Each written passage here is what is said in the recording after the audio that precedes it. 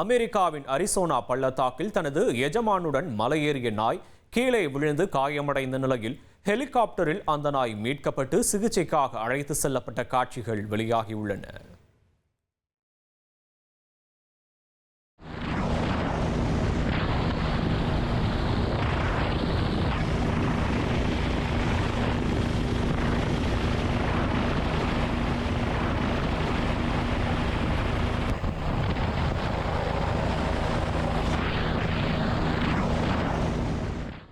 ஆஸ்திரேலியாவுக்கு எதிரான ஒருநாள் தொடருக்கான இந்திய அணியில் ஹர்ஷித் ராணா இடம்பெற்றது தொடர்பாக இந்திய அணியின் முன்னாள் கேப்டன் கிருஷ்ணமாச்சாரி ஸ்ரீகாந்த் தனது யூடியூப் சேனலில் விமர்சித்திருந்த நிலையில் அதற்கு இந்திய தலைமை பயிற்சியாளரான கௌதம் கம்பீர் பதிலடி கொடுத்துள்ளார்.